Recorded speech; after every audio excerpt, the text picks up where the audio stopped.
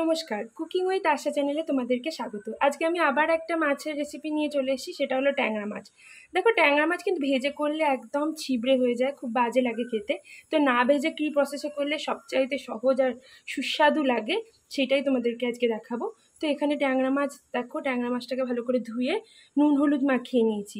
এখানে একটা মশলা দিয়েছি, যে মশলাটা হলো টমেটো, কাঁচা লঙ্কা আর জিরে দিয়ে মিক্সিতে আমি পেস্ট করে নিয়েছি।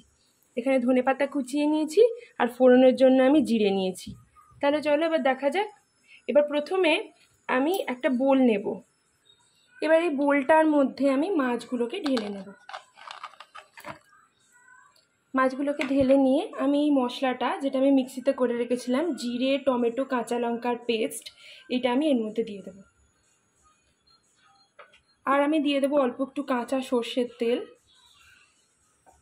নিয়ে মাছটা আমি ম্যারিনেট করে নেব। খুব ভালো করে মাছটা মেখে নিয়ে আমি 1 ঘন্টা মতো ওয়েট করব। 1 ঘন্টা বাদে আমি রান্নাটা করব, যাতে এই মশলার ঝাল, মশলার সব স্বাদগুলো মাছটার ভিতরে ঢুকে যায়।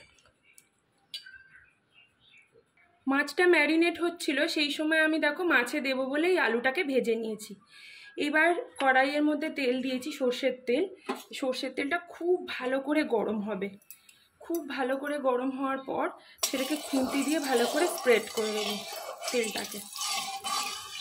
খুব ভালো করে ছড়িয়ে দেবো আমি। এবার আমি জিরেটা ফোড়ন দিয়ে দেবো। এবার আমি ওই তেলের মধ্যে হাতার সাহায্যে মাখা মাছটাকে কড়াইয়ের মধ্যে দিয়ে দেবো। এবার একটু ছড়িয়ে ছড়িয়ে দিয়ে দেবো।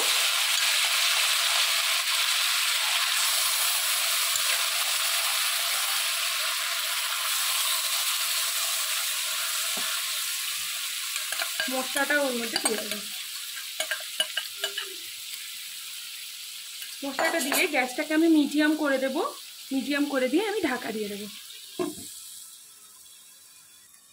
ঢাকনাটা খুলে আমি 2টো কাঁচা লঙ্কা দিয়ে দেবো। নিয়ে আবার ঢাকাটা বন্ধ করে দেবো। 2 মিনিট বাদে আমি ঢাকাটাকে সরাবো। ঢাকাটা সরিয়ে আমি মাছগুলোকে উল্টে দেবো।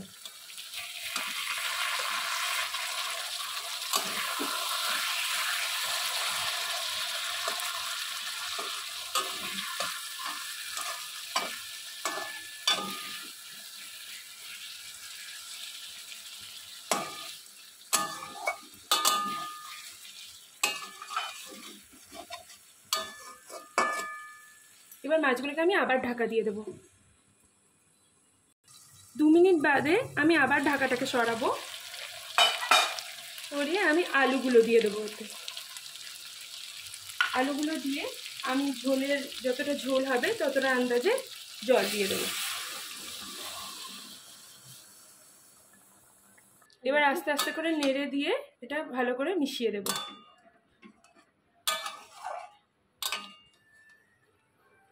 ঝোলটা 5 মিনিট হলো ফুটেছে। এখন আমি এতে ধনেপাতাটা ছড়িয়ে দেবো। ধনেপাতাটা দিয়ে আমি গ্যাসের ফ্লেমটা অফ করে দেবো। কড়াই থেকে আমি মাছটা ঢেলে নিয়েছি সার্ভ করার জন্য। খুব সুন্দর কিন্তু গন্ধ বেরোচ্ছে মাছটা থেকে। একমাত্র এই প্রসেসে করলেই কিন্তু মাছটা সবচেয়ে টেস্টি হয়। তোমরা কিন্তু অবশ্যই এটা ট্রাই করো, আর কেমন হয় আমাকে জানিও।